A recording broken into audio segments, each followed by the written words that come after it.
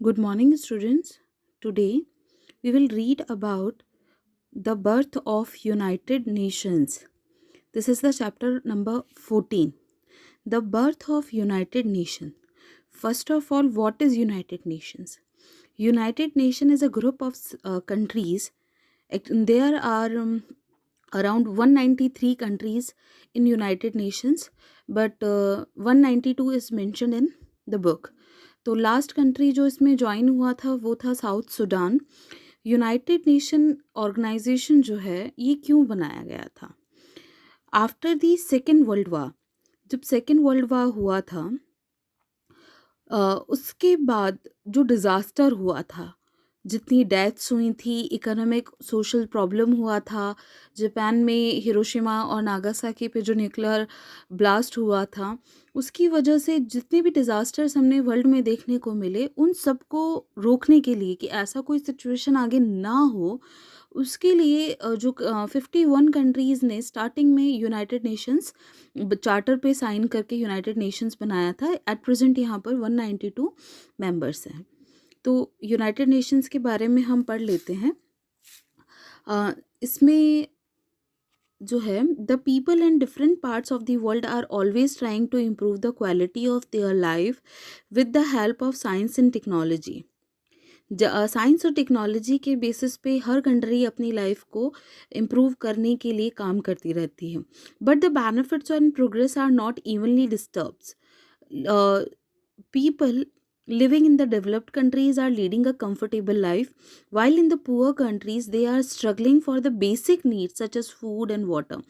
जो developed countries हैं वहाँ पे लोग एक अच्छी लाइफ, कंफर्टेबल लाइफ जी रहे हैं. They have all the facilities. But जो पुअर कंट्रीज़ हैं वो स्ट्रगल कर रही हैं for the basic need. Food और वाटर के लिए भी, हम अदर कंफर्ट की बात नहीं कर रहे हैं, वो बेसिक नीड के लिए भी स्ट्रगल कर रही है. This has divided the world into two groups. इसकी वजह से दो तरह की जो कंट्रीज़ बन गई हैं. एक डेवलप्ड कंट्रीज़ हैं, that is known as developed world, और एक है अंडर डेवलप्ड कंट्रीज़ हैं, जैसे इंडिया भी अंडर डेवलप्ड कंट्रीज़ हैं. Many rich countries have made deadly weapons. कई रिच कंट्रीज़ ने डेडली वेपन्स बनाए हैं. There is an arms race between, arms मतलब जो भी हथियार होते हैं ना, weapons, arms race between different countries. हर कंट्री अपने आर्म्स जो हैं, अपने वेपन्स को और ज़्यादा बेहतर बनाना चाहती है. There have been times when serious disagreements between two countries have resulted in war. इस वजह से कई बार ऐसी सिचुएशन आई है जिसमें दो कंट्रीज़ के बीच में वार का एक सिचुएशन आ गया है. जैसे अभी चल रहा है अल्जीरिया और एक और कंट्री है उसके बीच में. Whenever there is a war, जब भी कोई वार होती है, it is the people who always suffer. तो उससे सबसे ज़्यादा प्रॉब्लम होती है वहाँ के लोगों को. In the first of the half 20th century, 20th century का जो हाफ था, मीन्स हम कहें 1900 टू 1950 का जो ड्यूरेशन था, there were two major wars. इतने से टाइम पीरियड में दो मेजर वॉर्स हुई थी. वर्ल्ड वार फर्स्ट जो 1914 में हुई थी, एंड वर्ल्ड वार सेकेंड जो अराउंड 1939 के आसपास थी. ये ओवर हुआ था 1939 में. And these wars have caused great suffering through destruction of the life and property. और इन वार्स की वजह से बहुत सारे लोगों को अपनी जान गंवानी पड़ी थी और प्रॉपर्टी का नुकसान हुआ था. Towards the end of the second world war, people realize that if human beings were to survive, wars must stop. Second world war के बाद जब हिरोशिमा और नागासाकी और कई ऐसे पार्ट में जो मेजरली डिजास्टर्स देखने को मिले, तब लोगों ने सोचा कि ह्यूमन बीइंग को अगर सरवाइव करना है तो इस तरह की वार्स को रोकना पड़ेगा. With this aim the United Nations organization was formed. और मेन इसी एम के साथ यूनाइटेड नेशन को बनाया गया था. Its aim to maintain peace and security. इसका एम था पीस और सिक्योरिटी को मेंटेन रखना, and to free all the countries of the world from the fear of war. और सभी लोगों में से उस डर को निकालना, यानी वॉर का जो डर है लोगों के अंदर, उनको निकालना. The UNO, United Nations organization, is also making sincere efforts to solve the economic and social problems facing the world. और इसके साथ जो अंडर डेवलपिंग और पुअर कंट्रीज़ हैं, उनके डेवलपमेंट के लिए भी UN जो है वो काम करता है. और उनके ह्यूमन राइट्स को प्रोटेक्ट करता है। जैसे हमने इससे पहले चैप्टर में पढ़ा था कि स्लेवरी है और भी कई सारी इस तरह की जो चीज़ें हैं वो हमारी सोसाइटी में हैं या नेशंस में हैं, तो उनको दूर करने का काम भी या उनको लुक आफ्टर करने का काम भी किसका है? यूनाइटेड नेशंस का है। The machine age and the industrial revolution in Europe brought about many changes. जो इंडस्ट्रियल रेवोल्यूशन हुआ था उसकी वजह से कई सारे चेंजेस आए थे। Europe and America many big factories were established for mass production and they bought raw materials at a very low price from the countries under their occupation। तो जो इन्होंने अपनी कॉलोनीज बना रखा था जिन कंट्री को, जैसे इंडिया भी एक कॉलोनी था, तो आपने पढ़ा होगा हिस्ट्री में कि इंडिया से रॉ मटेरियल बहुत सस्ते दामों में वो ले जाते थे, या ये कहें ऑलमोस्ट फ्री ही ले जाते थे। तो ऐसी ही कई कंट्रीज़ को यूरोपियन और अमेरिका ने अपने अंडर कंट्रोल कर रखा था, और वहाँ पे ये उन लोगों को एक्सप्लॉइट करती थी अपने इंडस्ट्रियल रेवोल्यूशन अंडर जो मास प्रोडक्शन है उसको बढ़ाने के लिए, और उन्हीं सारी चीज़ों को वापस उन्हीं कंट्रीज़ में बेचती थी बहुत ज़्यादा महंगे दामों से। जैसे आज भी होता है कि आलू बहुत सस्ते दामों में ख़रीदे जाते हैं और उसके साथ जो पोटैटो चिप्स होता है वो बहुत ज़्यादा महंगा बेचा जाता है। And they became very powerful and build strong ships, और इसकी वजह से उन्होंने बहुत पावरफुल बन गए वो, और पावरफुल और स्ट्रॉन्ग शिप्स बनाए। अब शिप्स बनाने का फ़ायदा क्या हुआ कि ये इंटरनेशनल जो बिज़नेस हैं उनको करने लगे। इसके अलावा इन्होंने वेपन्स बनाए, तो जब शिप्स अच्छे हैं तो वेपन्स को इधर उधर ले जाना भी बहुत आसान था। They often fought among themselves, ये दोनों जो कंट्रीज़ लाइक यूरोपियन है, फ्रांस है, अमेरिका है, जर्मनी है, ये कंट्रीज़ आपस में लड़ाई करती रहती थी। Sometimes small battles led to big wars, कभी कई बार छोटी लड़ाइयाँ नहीं बड़ी लड़ाई हो गई, उनसे बड़े युद्ध हो गए, वार्स हो गई। The first half of the 20th century witnessed two world wars in many countries were involved। दो वर्ल्ड वार हुई जिसमें कई सारी कंट्रीज इन्वॉल्व थी। The first world war was fought from 1914 to 1918 and the second world war was fought from 1939 to 1949। ये दोनों wars हुई थी, ये इसका ड्यूरेशन है। Millions of people were killed. Several cities were destroyed. Families suffered. And innocent people were the worst victim। सबसे ज़्यादा नुकसान जो हुआ वो आम जनता को हुआ, इनोसेंट पीपल।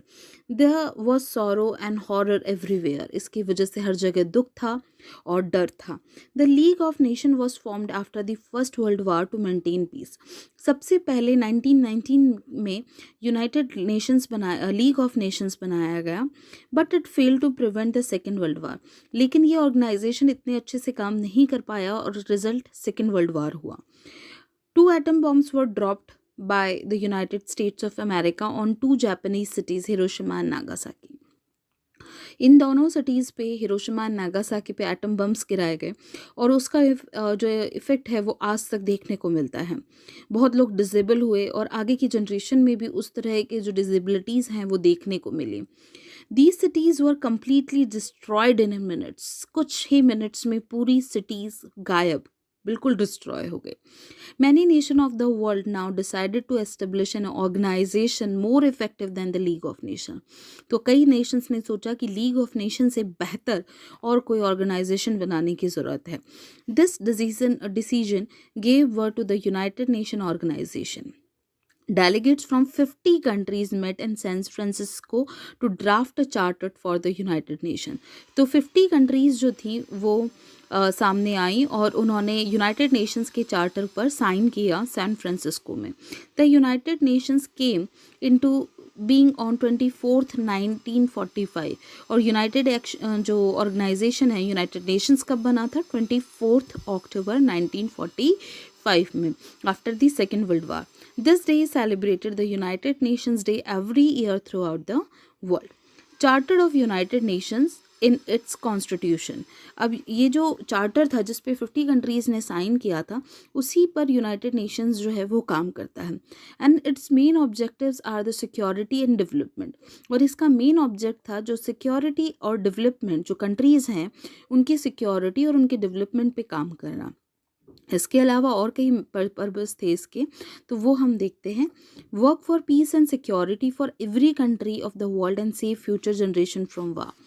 कि जो पीस और सिक्योरिटी को मेंटेन करना और फ्यूचर जनरेशन में इस तरह की वॉर को रोकना, promote friendly relations and cooperation among the nation of the world, और लोग जो कंट्रीज़ है जहाँ उनके बीच में एक हेल्दी रिलेशन को मेंटेन करना ताकि ये वार जैसी सिचुएशन ना हो।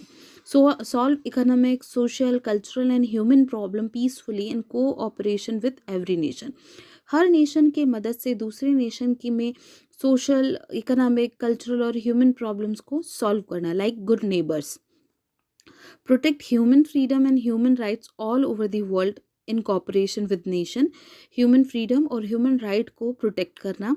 remove differences based on race, उनके कलर के हिसाब से, religion के हिसाब से, languages like जो इनकी different like English है, हिंदी है, जर्मन है, फ्रेंच है, एंड सेक्स लाइक मेल है, फीमेल है।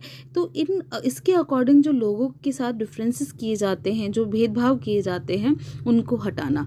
असिसिनेशन of the task and coordinates their efforts, और इन सारे टास्क को असिसिनेट करना, असिस्ट करना नेशन का काम है, और उनके कोऑर्डिनेट करना नेशंस को आपस में। Today the UN has been the achieve many of its goal. It is yet to solve many other problems of the world such as illiteracy, poverty, poor health and increase in population। ये problems illiteracy, poverty, गरीबी, poor health, इन सब problems पे अभी भी UN काम कर रहा है। The United Nation is striving hard to meet all its goal। वो बहुत कोशिश कर रहा है कि ये जितने भी गोल्स हमने अभी पढ़े हैं, these are mentioned above, उनको ये पूरा करने की कोशिश करते हैं। The United Nations prepared a list of human rights called Universal Declaration of Human Rights। हमारे हर पर्सन के राइट्स होते हैं, और इन राइट्स को उन्होंने कहा है universal declaration of human rights. इसे यूनिवर्सल क्यों कहा गया है? क्योंकि it can not be denied on the basis of different aspects, कि किसी भी वजह से ये किसी भी ह्यूमन बीइंग के लिए अलग नहीं हो सकते हैं, ना उनकी पॉवर्टी के बिहाफ पे, ना उनकी इलिटरेसी के बिहाफ पे, ना पुअर कंट्री, ना डेवलप्ड कंट्री, ना ही उनके कलर, ना ही रिलीजन। किसी भी बेसिस पे हम किसी भी पर्सन का जो राइट है, किसी भी ह्यूमन का जो राइट है, उसको हम छीन नहीं सकते हैं। 1948 ये जो 10 it was adopted in 10th December 1948, ये जो ह्यूमन राइट्स हैं, that's why this day is celebrated as human rights day in all over the world. अब कुछ ह्यूमन राइट्स कौन कौन से हैं? जैसे right to live as free citizen of a country, किसी भी मतलब फ्री सिटीजन है हम किसी भी कंट्री के, and equality before a law, law के सामने सब सेम है। The right of freedom of speech and writing, हम बोलने के लिए और लिखने के लिए आज़ाद हैं। द राइट टू एजुकेशन, हम कहीं पे भी पढ़ने के लिए, जॉब करने के लिए और किसी भी रिलीजन को फॉलो करने के लिए फ्री हैं। Freedom for discrimination based on religion और सेक्स, हम पे मेल फीमेल के बिहाफ पर या रिलीजन के बिहाफ पर हमसे डिस्क्रिमिनेशन, भेदभाव नहीं किया जा सकता है।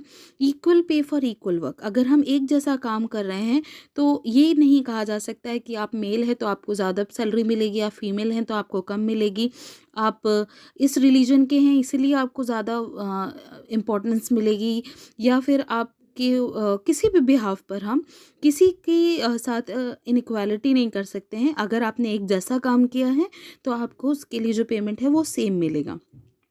Freedom to travel from one place to another, आप कहीं पे भी जाकर एक जगह से दूसरे जगह पर जाके रह सकते हैं, घूम सकते हैं, काम कर सकते हैं। These rights are need to every human being। The United Nations is working to make all these rights a reality in every country of the world। 51 nations joined the United Nations। सबसे पहले जो nations थे वो थे 51। India is also the member of United Nations। It was among the first 50 nations who signed the United Nations Charter। और हम उन starting के 50 nations में थे। इंडिया उस 50 नेशन में से था जिन्होंने इस चार्टर पे साइन किया था।